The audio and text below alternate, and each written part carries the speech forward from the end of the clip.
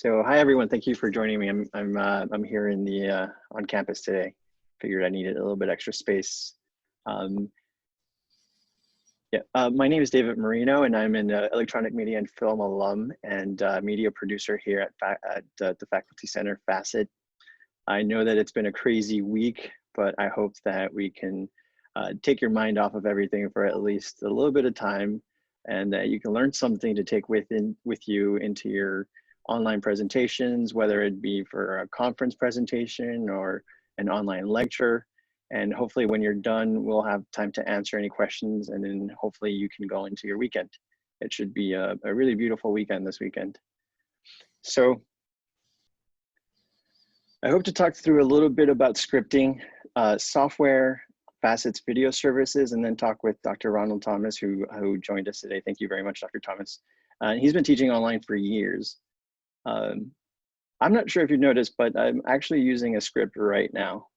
Here, let me show you. Stop sharing this for a second.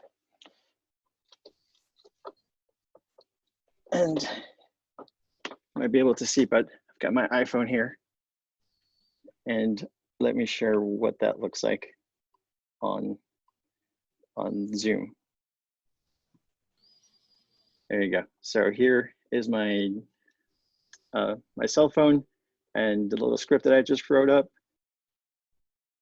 and it automatically scrolled it for me and synced it up with my voice. So you can see I can use my very simple iPhone and a simple app, and I can start a lecture. And hopefully it wasn't too rehearsed. I only had one go at it before I started the workshop. So scripting allows for concise, meaningful lectures that can help the audience learn and engage. So what I mean by that is that we can make it so that the videos are a lot shorter, and that people can later on go back, rewatch a part, perhaps read the transcript. And I'm going to provide this PowerPoint for you, where you can see kind of an example lecture or script. Let me share my whole screen. You see that this is a sample script that you'll have access to. So the software that I'm going to go over is Teleprompt Plus, which is a software that we use on the iPad, and Dr. Thomas and I have been using for years now. And then the app that I just use right now, PromptSmart. You can get a free version, but then the app version that has all the bells and whistles cost money. But I will share this PowerPoint file with everyone so that you can have the exact link to it. So, like I said, you know, it's easy to sometimes go off into different areas when you're giving a lecture or a presentation. But the research has shown that the shorter the video, the higher rate of attention you'll have. So it's a little difficult to see this graphic just because of the way it's compressed, but you can see that if it's less than 30 seconds, you get higher than 80% viewership to completion. And of course, the longer it gets, the less people watch it. You know, you get, once it's above 30%, you get, or around above 30 minutes, you get, you know, just a little over 30% of viewership. And we know that human beings really only have a 15-minute attention span cycle. So you want to keep it short, and scripting is really useful to do that. It also solves a problem with accessibility. So, you know, a lot of times we might record a lecture for our asynchronous class or our presentation, and then we don't really think about, you know, what do we do for captioning, right? We might be blocking a bunch of the audience that might be deaf, or we might be, you know, we might not be providing the service that we need to for the students who might be learning in English as a second language or something like that. So it kind of takes care of accessibility up front. And let me show you what I mean by that. So let me exit out of that. So for example, I have a script that I made with Dr. Thomas a couple of weeks ago. Well, I didn't make the script, Dr. Thomas made it. And I have the transcript here already, and this is exactly what he went through. I can then take it to YouTube, and I'm just going to go from the beginning so that you can kind of see the steps to it if you are interested in doing something like this. I've uploaded the video to YouTube, and then I go to my YouTube Studio account, and I go see my videos, and I have a bunch of different videos here. This video is perennialism. Here we go. So I'm going to edit it, and then YouTube lets you add captions. It automatically makes captions, but everyone's noticed probably that it's not perfect, and sometimes it's not even acceptable. So it's easy to add a transcript and then let it auto sync. So here we have Dr. Thomas's script. I'm going to copy and then hit auto sync. I'll place the script there and then let it automatically assign times. And you see that the artificial intelligence has already set up the timings. I'm going to hit publish. And now it's captioned. If I click on that and the captions,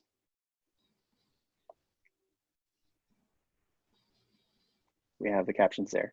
And once we have those captions already created, we can do a lot of other powerful things, like we can download it. I think it might be still loading, but we can download it, and I've done that, the caption file, and bring it into other programs. So we have the same video living in Panopto, and I know that a lot of people use Panopto here at Towson. It's Towson's video service. We can also add the captions here.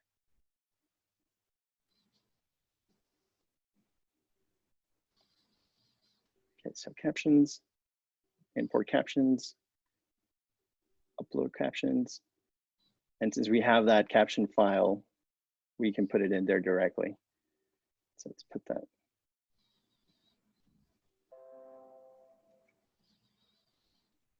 And then upload. And it takes a little bit of time for it to process, since here captions are being imported for the session. But just by doing those few steps, it makes it a lot easier to auto sync it and have those captions done already. Because once you create a video, upload it and publish it, it might become an afterthought. If you do it up front, it takes care of that already. And that's what and that's how it solves it quickly. See if I'm forgetting something. I don't think so. So that solves the accessibility issues. And people can later on, they can search for different sections depending on a keyword or something like that. Right now, this one's processing. It's not, the captions aren't live yet, but people can search for a keyword, rewatch a certain section, read it while they're listening. So it gives different modes of accessibility to the person who's accessing it.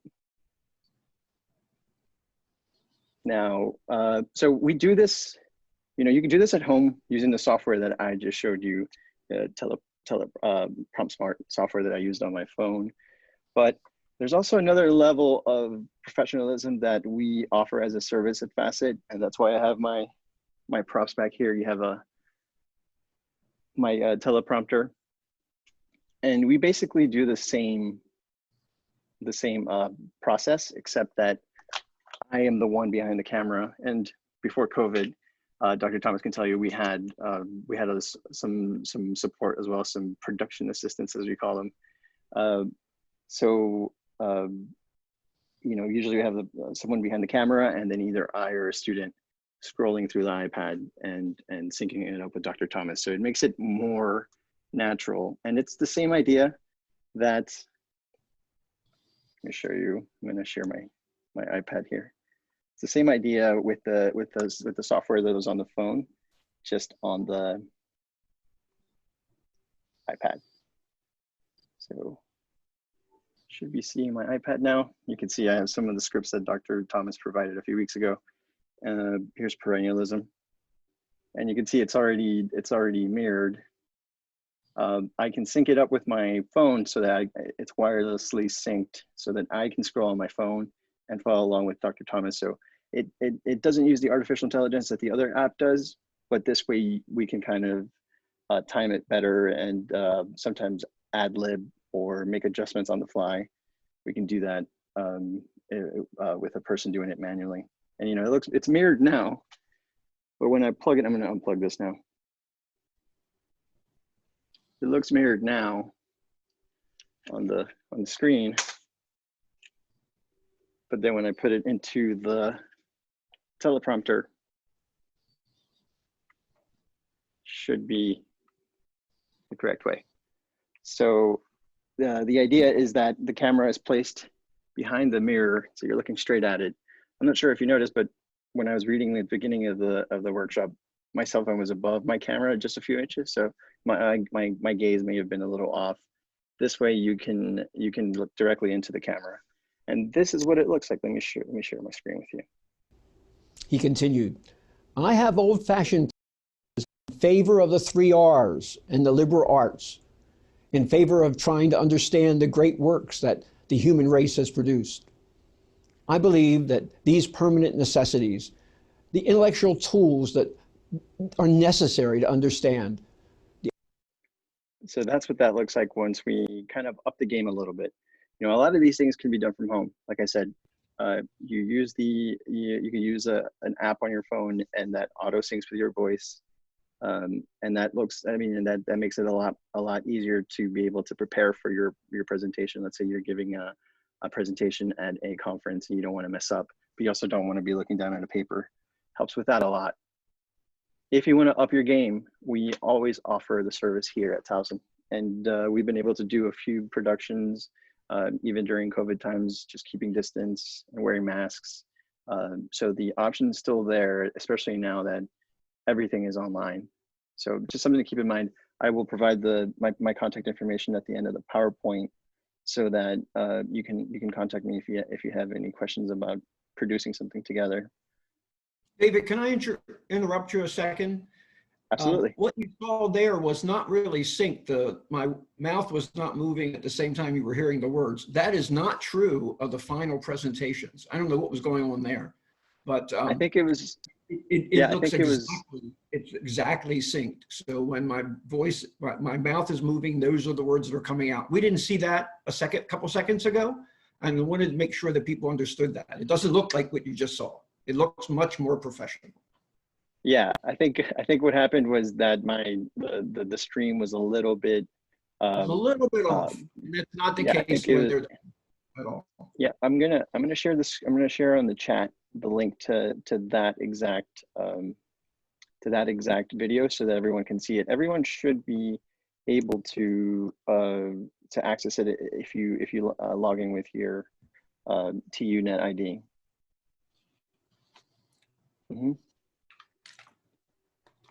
I'm sorry, I've been missing some of the messages on the chat. Let me see if I can go back. The preference, so Tab, you asked about the preference for having the camera on or off a little bit ago. You mean, so you're saying like can you read the script without having to have the camera on, so it'll just be your voice? I meant for the presentation right now. That's all. I just left it on. Okay. No, it's totally optional. I take a class right now, and I'm taking a class as a student, and I have my camera on most of the times, but there's just some times where I'm just like, I don't want to have my camera on, so the option's always good. So Tab, you had asked a question about the YouTube part. Yeah, so does a YouTube sync with the script app? So the way we've been doing is we've created the script on a Word document, and then bringing that Word document into the Teleprompter software. But you can just keep that Word document, copy the text, and plug it into YouTube. So we just work based off that Word document. Yeah. Jonsuk said, is there a written manual available on how to create, upload, download, import caption files? This session is moving fast for novice. Yeah, I'm sorry about moving so fast. I just wanted to make sure that we have some time for questions at the end. But Yes, there is step-by-step instructions that YouTube provides. And I'm also going to provide this video link so that you can, again, slow it down and watch it at your pace if you need to. But there's also step-by-step instructions from YouTube directly on how to plug in your transcripts and export your captions, which you can then use in so many different methods. You can use it in Panopto, you can bring it into Vimeo, you can bring it into most things. So the YouTube thing gives you a lot of flexibility. And I know that Panopto, if you don't want to go through YouTube, because a lot of times you might be creating things directly in Panopto. Panopto now has that feature as well, where it auto syncs your transcript. But I didn't want to show you because I didn't want to confuse people. But it's just another little step that you do through Blackboard. You access your video through your Blackboard course, and you copy and paste the text just like I did, and hit auto transcript or auto sync your transcript, and it does the same thing if you just want to stick with Panopto. But I just wanted to show YouTube because YouTube is very easy. You saw me copy and paste it and plug in there. And I'm sorry I'm going a little fast, but there are instructions and step by step, and I can provide the link later. Can't see. All right, let's see if I'm missing anything before we go on. No, I don't think so. Okay, so now we're going to go on to Dr. Thomas, who again, he's been teaching online for years now, and I really appreciate him coming today. Thank you, Dr. Thomas. I guess I can start off with a question about your program. Dr. Thomas, can you tell us a little bit about your program? Sure. I became interested in this idea of doing short video clips that are scripted about 10 years ago when ILPD was asked to implement, I think it was the first asynchronous full master's program on campus. And my thought was that this is going to be a whole different relationship now. I'm used to working with 15 or 20 people face-to-face on a weekly basis, and they're never going to see me. They're never going to know me. So I started it as a way to personalize a connection between me and the students. And but what I decided to do was more than just make it kind of an intro. Hi, I'm Ron Thomas. I'm the instructor. These are the things we're going to do. I really thought about embedding content into the presentation, and I thought that was a really important piece. So a couple of the videos I've done over the years, and I don't know how many we've done together, David. David does a tremendously professional job of it, and has been with me the whole time. Yeah. But I started with maybe most of the videos tended to be about 15 minutes. I've done one that was close to 30, but most tend to be in that 15, 20-minute segment. But I do embed content, and it's content that I tell the students they're expected to be reflected in the assessments. So it's more than just a greeting, it's more than just a way to connect, it's to deliver content. I put them, again, this is an asynchronous program, and the material rolls out on a weekly basis. So they see new work on Saturday morning at 6 o'clock. Each week begins with my video, and then follows with readings and assignments and discussion boards and the other things that we know are effective parts of online learning. But what I found is really a neat experience. All of the teachers and other people in our courses are teachers. So I have had many times when I visited a school and I'm walking down the hall to meet with an intern or to meet with the leadership. This is a leadership program. So very often I would be in a school to meet with the principal, and I'm walking down the hall, and more than once someone has came up to me and said, "You're my teacher. You're my online person. You're my online teacher. You're Dr. Thomas." And it's a really neat experience because they saw me, but I didn't necessarily see them. And still in our asynchronous program, that's the case. I only see a few of them. We've begun this year to actually move towards some hybrid live discussions on our asynchronous program. But until this year, we really didn't try those. And so I really never knew what people looked like, but they knew me because they watched my videos. the best comment I've ever gotten, and I think relates very much to the fact that they see me. I'm all over the Blackboard site. I have a lot of presence in my courses. One of the evaluations a couple of years ago that a student wrote in the student evaluation is something that I will never forget. And the comment was, I never met the man, but I feel like I've known him my whole life. Isn't that a neat comment from a student? That just made my week. It made my whole year. I'm really a part of the program's tab. Ron, that's awesome. I'm wondering what you meant, if you could give an example or two when you said, I'm all over Blackboard.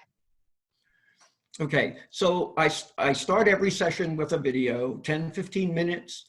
Of course, I have discussion board, and I'm active some weeks in the discussion. Sometimes I'll tell them I'm going to be active. Sometimes I just pop in and make a comment here and there, as we would do in a class.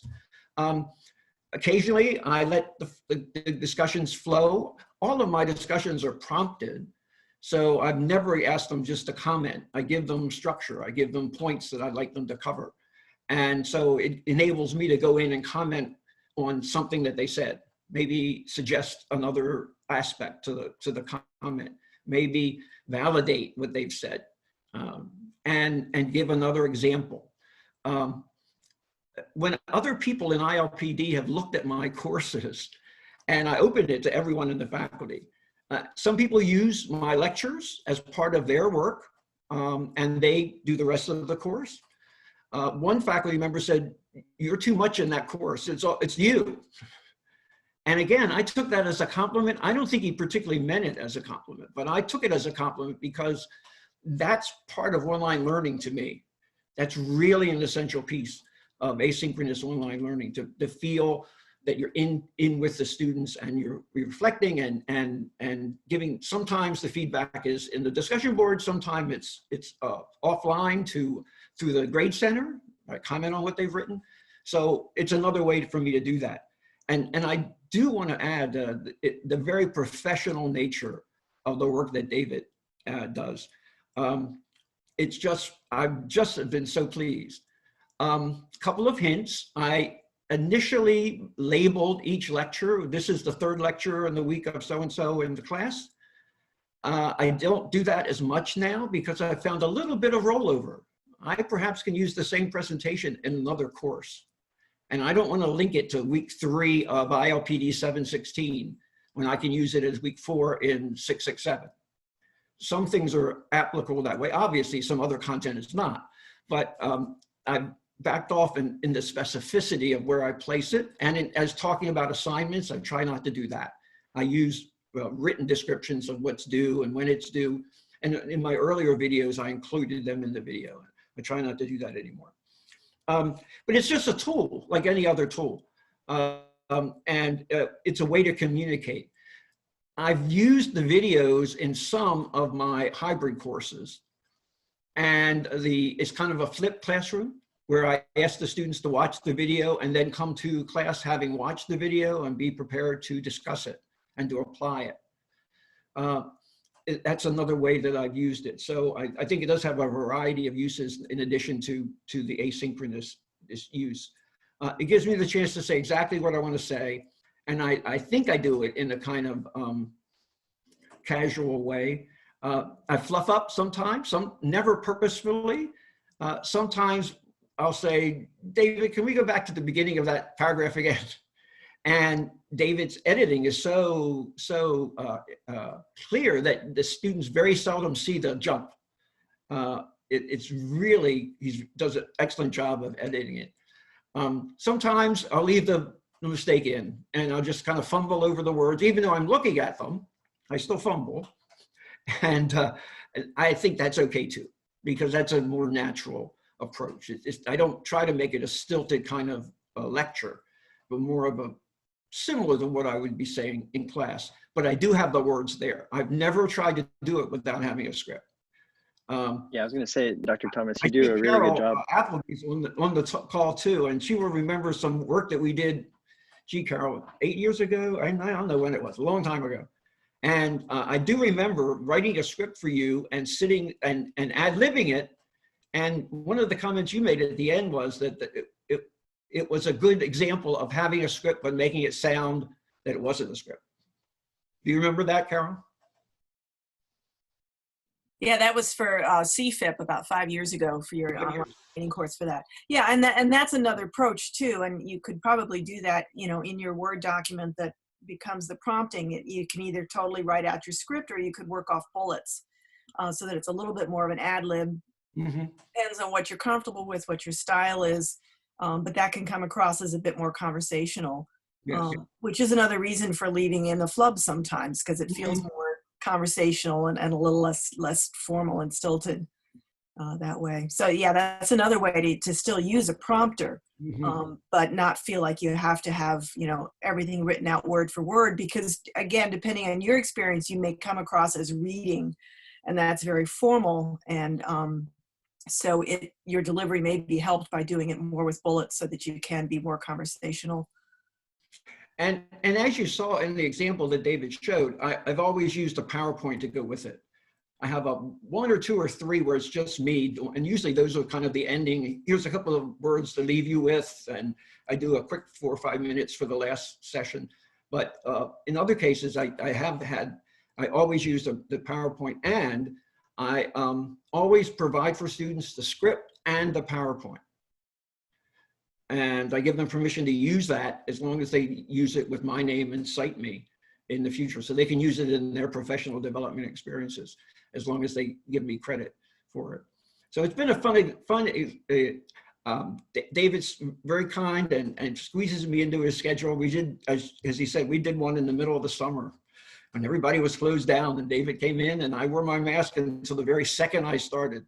I didn't want to do the session with the mask though. I was like, we really don't have to do that. And we didn't, so he was very kind about that. And I'll be contacting you again soon, David. I have another couple of scripts I want to do. Usually we do about 3 or 4 scripts in a sitting. It usually takes a couple of hours, about a 2-hour commitment, I guess, to do 4 or 5 scripts. Would that be about right, David?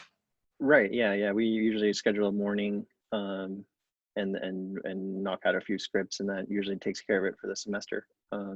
I do want to mention something before I forget, is that if you decide to do scripting and teleprompting at home, Dr. Thomas was talking about sometimes you flub your lines, or you're like, oh, I have to start from the beginning, but you don't want to start all the way from the beginning of your script. There is a helpful tool in Panopto, and if you don't mind, I'll share my screen again. So for example, we have here the script or the video that we just captioned, and you can see the captions are now live. And this is what makes it perennialism, right? was and even though it's read through it, search for the section that they're interested in. But let's say that Dr. Thomas flubbed his line at home from minute 3 to minute 3:08. You can edit it. You can edit this video within the browser, so you don't have to download any special software or anything like that. And you know, here you have the timeline similar to how other video editing software works. And I can highlight an area, and Panopto will not include that. And it's not destructive. So even if I mess up and I hit apply, I can later on go back and revert that, because it's not destructive. It's just letting Panopto know, I don't want to include this part. Or in the beginning, it took me 3 minutes to figure out which button to click, and then I dropped my phone or something like that. So so that's something to keep in mind, is you can edit things easily.